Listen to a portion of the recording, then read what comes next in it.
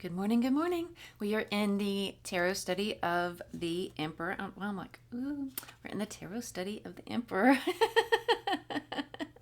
Where'd you go up? Charlotte. This is so that was original Rider-Waite. I'm trying to rush through, I guess. Original Rider-Waite. Winter Tarot. Wildwood Tarot. I'm getting a cauldron for Christmas. Tarot of the Divine. I'll have to take a picture and share with you guys. The Wandering Star. Although I always say I'm going to share these pictures and I don't, and that's awful, and I'm sorry. Like, I'll share the pictures of the reading. I'll post it in the thing, and then I never do. I have like one. I'm sorry. You guys need to remind me. Star Tarot. Good Tarot. Lightseers Tarot. What's his name? Nobody's told me his name yet. I don't remember from the originals. I'm the king of the world. Am I the only one that's watched that show like twice up through? This is the Good Tarot. What did I say was the Good Tarot? I don't know. One of them. Mystical Moments? I don't know. Lightseers. Good Tarot. And then today is the Golden Art Nouveau Tarot. He's definitely the oldest of the bunch, right? He looks like he's just like, am I done yet?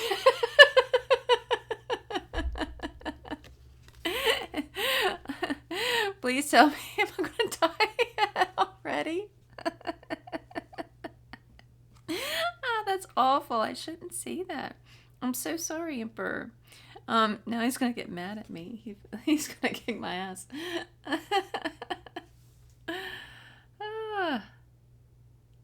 All right. Let's read. Okay, so.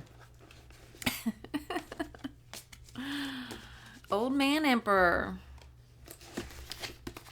One day that'll be me going, oh, am I done yet? Tarot for Change by Jessica Dore. Okay. The Emperor. If I think back to every time I acted on an impulse to do something that felt urgent, like it just had to be done, in which I felt powerless to not do, I see a terrified person doing anything she can to regain a sense of control.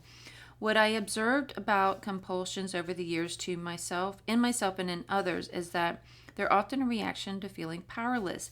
The compulsive behavior is how, in the absence of a better way, we regain a sense of agency.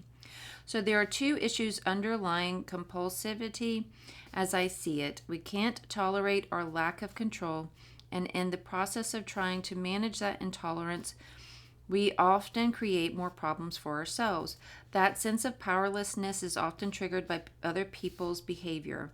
Someone is doing something we don't want them to do, and our lack of control over the situation stimulates a sense of terror in us.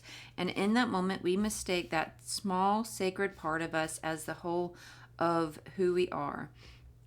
Sometimes it's triggered as an internal event, an emotion that feels so big and so overwhelming, a deep terror being left behind or rejected, maybe that threatens to swallow us whole. Without a better way to deal with these kinds of experiences, we act out in ways that might ultimately make things worse, but that at least grant a fleeting sense of power. It's interesting how in moments of uncertainty, we tend to prioritize a sense of control over almost everything else. And is hugely problematic for many of us. The anonymous author of Meditations on the Tarot wrote of this card that where there is authority, their compulsion is superfluous. I know how to say it. And that the Emperor is not only a figure of power, but a reluctant, but reluctant. Okay, so that's